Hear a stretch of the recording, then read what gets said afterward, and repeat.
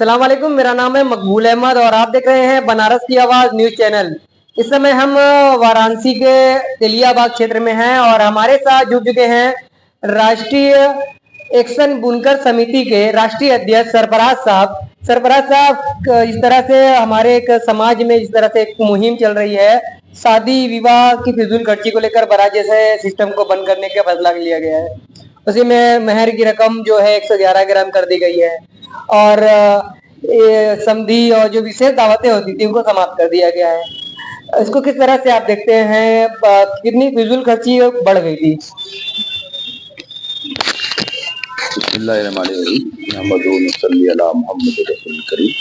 मैं सरफराज अहमद, राष्ट्रीय बुनकर एक्शन कमेटी का ऑल इंडिया प्रेसिडेंट। मैं इस बात से कुछ हद तक मुत्तफिक हूँ कि आज बुनकर बिरादराना तंजीम ने एक फैसला किया है या चल रहा है, एक मुहिम चल रही है। इसका मैं कुछ हद तक मुत्तफिक इसलिए हूँ कि हमेशा कोई भी रवायत रहती है शादी ब्याह में, तो उससे रवायतों से कितने लोगों का फायदा ही पहुंचता है। जैसे मिसाल के तो ये मेला लगना है या ये उर्स होना है, इसमें तो कुछ लोग इंतजार करते हैं और हमारी कौम में सबसे बड़े तबका दस्तकारों का और है, बुनकर दस्तकार ही है। हमारी पूंजी ही वही, कौम की पूंजी ही वही है। तो हम तो फजूल खर्ची के कल भी विरोध में थे, आज भी विरोध में, मगर कोई चीज का अलल ऐलान करना तो दूसरे लोगों को नुकसान पहुंचाता है। और फजूल खर्ची इस्लाम में, कानून में और समाज में हर जगह बुरा माना जाता है। ये समाज के बड़े लोगों की जिम्मेदारी बनती है, नैतिक जिम्मेदारी बनती है और शरीयत से जिम्मेदारी तो मजहबी जिम्मेदारी भी है उनकी। जो अगवा है, कौम का बड़ा है, रहबर है या अल्लाह पाक ने जिसने उसको काबिल सलाहियत बख्शी है, तो उनकी जिम्मेदारी कि वो कौम के अंदर एक नज़ीर पेश करे। जैसे लोग आजकल कुछ बच्चे भी, मैंने सुना एक बड़ा लड़का था मकबूल आलम रोड पर, पढ़ा लिखा, अच्छा खाता, आला मकाम और पैसे वाला था, उसने शादी अपनी मस्जिद में की। उसका शौक था, किया उसने, ठीक है, सताइए। हमारे कहने का मकसद ये नहीं कि यही काम होना चाहिए, मगर ये काम हुआ, इसकी तारीफ भी हो। तो कौम के नौजवानों को कैसे नया मैसेज दिया जाए, ये भी एक जरूरी है, मगर कोई चीज बंदिश करके वो नहीं ठीक है। कौम के अंदर कोई चीज लांघने के लिए हमारे अल्लाह के रसूल ने जब मीठा छोड़ा तब एक गरीब मिस्कीन को मदद हिदायत दी कि मीठा तुम मत खाना कल से बेटा। उसने उसकी माँ ने पूछा, ये हिदायत आप 4 दिन बाद पहले भी कर सकते थे या रसूल अल्लाह। तो या रसूल अल्लाह करे, मैं तब तक मैं मीठा खुद शौकीन था।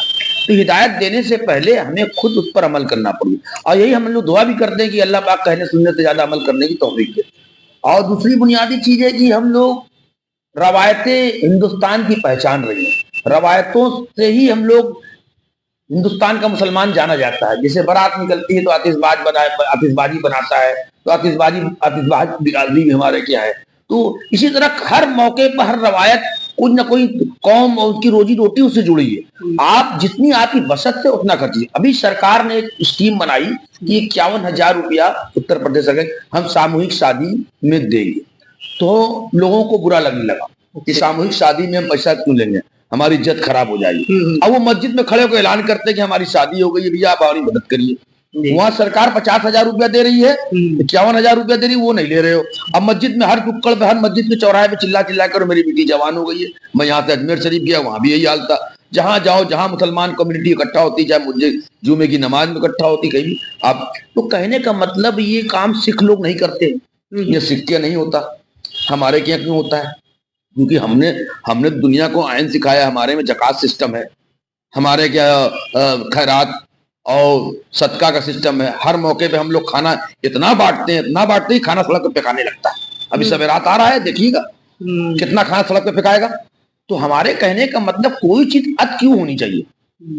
खाना आज कौन की जरूरत है, पढ़ाई आज कौन की जरूरत है, सब चीज अपने एक म्यारी तक जो समाज के जिम्मेदार लोग हैं उनको तय करना है। जिस तरह से बुनकर समाज कह रहा है कि इससे पलायन रुकेगा, जो बुनकरों की बदहाली है उसमें खुशहाली आएगी, आप किस तरह से देखते हैं? भाईजान बहुत अच्छी बात की। इसी की लड़ाई हमारी तंजीम लड़ती रहती है, राष्ट्रीय बुनकर एक्शन कमेटी। ये हमारा पहले भी कहना था, जब से बुनकर समाज आज हिंदुस्तान, पूरी दुनिया ये देखती है कि हर शहर की एक पहचान होती है। बनारस की एक पहचान है, बनारसी पान और बनारसी साड़ी। और बनारसी साड़ी का मतलब होता है खड्डी में बनी हुई साड़ी, हैंडलूम की साड़ी। और हमारे मजहब में अल्लाह पाक कुरान में इरशाद फरमाता है कि आप जिस तरीके से बोले और जितना नापे, जितना बोले उतना नापे उतना तौले। मतलब आप अगर कोई चीज को तौल के दे रहे हैं तो जितनी नाप उतनी होनी चाहिए, या जितना नापा गया पना उतनी होने, वरना आपकी नेकी ले ली जाएगी। आज स्थिति ये है कि हमारे कौम के लोग पावरलूम की साड़ी हैंडलूम कह के बेच रहे हैं। ये कितनी बड़ी गलत बात है। आपने हैंडलूम को कत्ल कर दिया जी। आप कल तक गद्दीदारों के जाते थे तो वहां पर एक आदमी आप ही का बिरादरी का, हमारे ही समाज का आदमी बैठा होता तो उसमें ऐब निकालता था, ऐब निकाल के गाढ़ साड़ी के दाम कम किया जाता, फिर वो साड़ी बट्टे पे ली जाती थी, बट्टे पे मतलब ले देकर उसकी गाढ़ी मेहनत को, खून पसीने को निचोड़ लिया जाता था और उसने वो छोड़कर पावरलूम की तरफ चला गया, उसकी मजबूरी हो गई। आज आप तलाश रहे हैंडलूम का आदमी नहीं मिल रहा, सब वो बेंगलोर, अहमदाबाद, सूरत चले गए और राजस्थान, बेंगलोर, पूरे उत्तराखंड, पूरे हिंदुस्तान का मैं दौरा कर रहा हूँ। रोज सरकारी आंकड़े में हैंडलूम बढ़ रहा है और हमारी पहचान हैंडलूम थी। अल्लाह के रसूल, हमारे यहाँ काम इतनी बरकत है, जो यहाँ का बुनकर बनारस का जो डिजाइन बना देगा उसका कोई शान ही नहीं है। और आज आप कहाँ किसके मोहताज हैं? मशीन के मोहताज हो गए। अब आप झूठ भी बोलने लगे, अपनी पावरलूम की साड़ी को हैंडलूम भी कहने के बेचने लगे। अब ताने बनाने में चोरी बताने लगे, रेशम को गलत। तो जब इस तरह से बरकत चली जाएगी, फिर आप कहीं उधार माल बेचते हैं, आपका माल कहीं कोई गमन कर लेता था तो आप छोटे मजदूरों का पैसा हड़प कर जाते हैं। कैसा? जब आपकी साड़ी जो है 200 रुपए की साड़ी 2000 की बिकती, तब उसमें शेयर आप नहीं देते कि लो आज इस तुम्हारी ईद का बोनस ले लो, ये दिवाली का बोनस ले लो। ऐसा तो आपने कभी नहीं किया, कभी अपने शेयर नहीं। आपने साड़ी बनाई, उसको डब्बा बनाया, नया नाम देके ये फलाना हमराज साड़ी हो, प्रिया साड़ी हो और दीगर नाम देके कमाया। कमाने की कमाइए, बिल्कुल कमाइए, मना नहीं है। कहने का मतलब धोखा देके ना कमाइए। और कौम के जो मजदूर हैं उनकी भी सुध लीजिए, उनको भी हर बड़ी कंपनी में, जैसे आज अमूल चल रही है, पूरे हिंदुस्तान के अंदर अमूल चल रही है। अमूल क्या है? सार्वजनिक कंपनी कोई। तो आज हमारे बनारस को भी सार्वजनिक क्षेत्र में लाने की जरूरत है, क्योंकि बुनकर को बढ़ावा देने के लिए सरकार ने वो पार्क था, स्कीम जो बनारस में आते थे वापस चली गई, जो बरेली चली, जो हमारे टेक्सटाइल मिनिस्टर थे वो लाने वाले थे। तो कहने का मतलब आज स्थिति बड़े पैमाने पे बुनकरों को बचाना है और बड़े पैमाने पे सरकार करने के लिए आमादा है, मगर हमारे बुनकर समाज के लोग उसकी तरफ बढ़ना नहीं चाह रहे। और बढ़ने की ना पीछे भी हमारी वजह है, हम तालीम के मद्देनजर ध्यान नहीं दे रहे, अपने छोटे बुनकरों को और छोटा कर दे रहे हैं और कर्जे में डुबो दे रहे हैं। स्थिति ये है कि आज की स्थिति में कि दुलईपुर, मिल्कीपुर और डुक्कियां, स्थिति ये है कि वहां के मुसलमानों की स्थिति के वो गारा मट्टी उठा रहे हैं और 500 रुपए के 5 बजे तक उठाते हैं। वापस वो बुनकर बच्चे वापस लौट के बुनकारी में लौटेंगे? कभी सपना सोच लीजिए, कभी नहीं लौट सकते हैं। जब उनको देख रहे हैं कि 5 बजे तक 500 रुपया मिल जा रहा है और रात के जब बुनकारी का 10 बजे तक 500 रुपये गारंटी नहीं थी, तो आज दस्तकार और बुनकर दस्तकार और मजदूर बराबर हो, यानी कलाकार और मजदूर बराबर हो। कला के कदरदान पूरी दुनिया के अंदर है और आपने कलाकार का गला घोटने काम किया। कौन कर रहा? हमारे लोग। शुरुआत हमसे हुई है। तब अधिकारी अफसर की तरफ ताकिए, सरकार की तरफ ताकिए। आपको सब्सिडी दी सरकार ने, आप लगे कंपटीशन करने। सब्सिडी का मतलब आपको प्रमोशन सरकार ने दिया ताकि आप मजबूत हो जाइए। कल के दिन सब्सिडी हटा लें तो आप अपने खुद मुख्तार रहें। बिल्कुल है। 50 पावरलूम चला रहे हैं, आपको सब्सिडी चाहिए। गरीब आदमी की सब्सिडी नहीं चाहिए जो 5 पावरलूम तक चला रहा है। हाँ, लोगों की 20 वाट तक की सब्सिडी मांगती। हम उस पर कहने का मतलब सब्सिडी किसी चीज का रेट नहीं तय करती। सब्सिडी एक बुनियादी होती है कि आपको प्रमोशन दिया जा रहा है सरकार की तरफ से, आप अपने आप को मजबूत हो जाइए, कल के दिन अगर हटे तो परेशान ना हो। तो आपको सब्सिडी मिली तो आपने कभी आपने बिजली का पैसा साड़ी पे इंक्लूड ही नहीं किया, तो आज परेशान हो रहे हैं। सब्सिडी चिल्ला रहे हैं, बिजली विभाग वाले इसका फायदा उठा रहे हैं। आप सरकार ने रेट को बिजली विभाग इतना बढ़ा दिया तो ये आपकी मजबूरी हो जाएगी, खुद आप सब्सिडी वाली बिजली लेना बंद कर दें।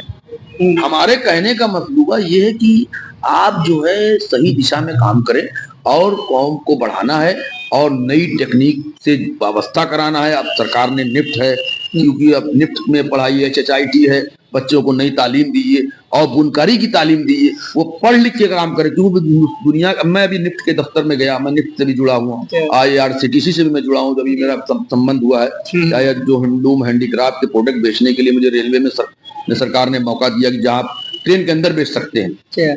तो निफ्ट में यह है कि अगर कोई आदमी पुरानी साड़ी, कोई साड़ी डिजाइन बना रहा है, बड़े बूटे के बगल में छोटा बूटा होना चाहिए, इसके पीछे कौन सा कलर होना चाहिए, ये सब सेंस डेवलप करने के लिए आप एक कदीमी स्टाइल चले आ रहे हैं, पर मार्केट में क्या डिमांड है, क्या चाहिए, ये सब चीज की पढ़ाई और कलरिंग और डिजाइन, फैशन लेवल, ये सब चीज जो अपनी नई नस्लों को ये चीज आपको देना है, बिल्कुल, और तालीम भी देना है, ताकि बच्चा आपका घर बैठे और सब काम करे।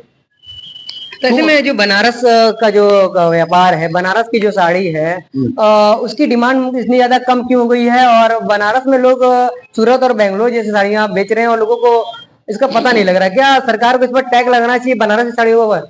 देखिए, अभी मेरे पास कुछ लोग मदनपुरा और रेवड़ी तालाब के लोगों ने कहा कि भाई मुझे सिल्क मार्क मिल जाएगा नेताजी, हमका सिल्क मार्क के लिए आपका सिल्क का प्रोडक्ट अधिकारी आएगा, सिल्क मार्क करेगा। तो आजकल लोग पैसा देकर सिल्क मार्क लेना चाहते हैं। दूसरी बुनियादी जो आज मदनपुरा के मैंने कुछ लोगों से पूछा, आप क्या कर रहे हैं? नेताजी हम लोग वो नया काम कर रहे हैं, जो पुराना लोग करते हैं, हम क्या नया काम कर रहे हैं? कहीं वो सूरत की साड़ी मंगवा के ले आते हैं और बनारस में बेचते हैं।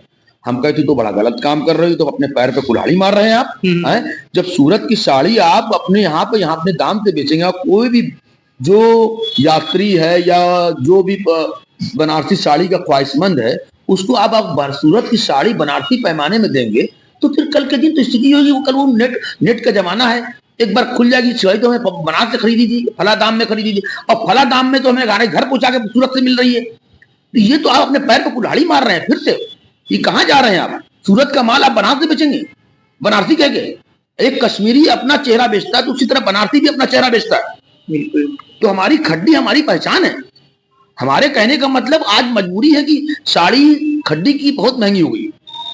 खड्डी की अगर घर में पहनना हो तो खड्डी की साड़ी हम 2 या पीस ले सकते हैं, 1 या 2 पीस ले। मगर अगर घर में कोई आयोजन है, बांटना है, तो हम 10 पीस 50 पीस बांटना, तो पावर लूम की साड़ी लेंगे, ठीक है, बांटिए, लीजिए, दिए, ठीक है। मगर आदमी को सही और गलत बताया जाना चाहिए, और दोनों चीज में फर्क बना था और है, रहना चाहिए। कमाई भी दोनों की फर्क है, रहना चाहिए। जब फर्क रहेगी तो कारीगर की इज्जत रहेगी, तब उसकी मजदूरी बढ़ेगी, उसको कदरदानी बढ़ेगी। वो तो जाके टेम्पू और गारा मट्टी करेगा। हमारी आप इसके दोस्तों हम हैं, कौम के रहबर जिम्मेदार है, उनको भी सूद लेनी चाहिए कि 20% आपने इतने जमाने के बाद सूद ली कि 20% मजदूरी बढ़ा रहे हैं। वो भी अभी तक एक्टिव नहीं हुआ। नहीं, वो 20% बढ़ाने का तो ऐलान किया था, लेकिन 20% घट गई, 10% फिलहाल घट गई। बताइए, सारे बंदे, अभी मैं बता रहा हूँ, राजापुरा के एक नक्शबंद है, मैंने उनका टिकट बनाया, मैं कहाँ जा रहे हो भाई?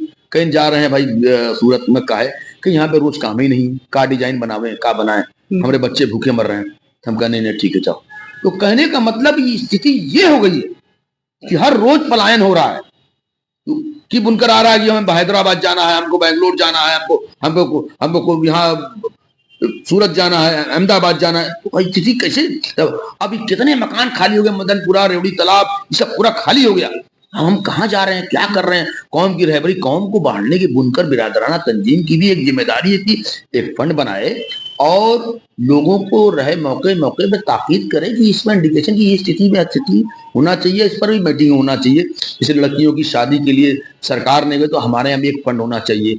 तंजीम, हर मोहल्ले की जो टीम बनी उसका रजिस्ट्रेशन होना चाहिए, उसका एक खाता होना चाहिए। आप खाता लिए, जो खाल का पैसा बर्बाद हो रहा है यहाँ पे, जो सरकार फेंकवा रही, वो बिकवाना चाहिए। सब वो जिम्मेदारी लेके वो पैसा उस खाते में रखा जाए और उसका मौके इस्तेमाल लिया जाए। जो जकात का पैसा उधर जा रहा है, उनसे तंजीम लेके वो बैंक में खाते में रखे, वो मस्जिद में शो कर दे, इतना पैसा हमारे पास आया, इतना पैसा फंड में है।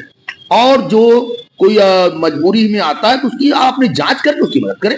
जैसे किसी ने कहा मेरी बेटी की शादी करना है, झूठा ना करना पाए, तो उसकी जांच करके उसकी मदद की जाए। उसकी निष्पक्ष जांच हो, फिर जांच कर जाए, कमेटी का बिना बना के जांच करने कमेटी की इनको मदद की जाएगी। इनको पास हो गया, अप्रूवल मिल जाने के बाद कि ये सही है, दे दिया जाए। तो इसी तरह सब चीजों की होना चाहिए। ठीक। बहुत अच्छा लगा बात करके, बड़ी बेबाकी से अपने तमाम बातों को रखा है। और जिस तरह से बुनकर जो बदहाल है, उसका जिम्मेदार खुद बुनकर है। बुनकर को आगे बढ़ना चाहिए और अलग अलग तरीके से फंड मैनेजमेंट बनाना चाहिए और गरीब बुनकर की बेटियों की शादी करना चाहिए। और तमाम बातें आपने खुलकर कह दी है। चैनल पर नए हैं तो बनारस की आवाज न्यूज़ चैनल को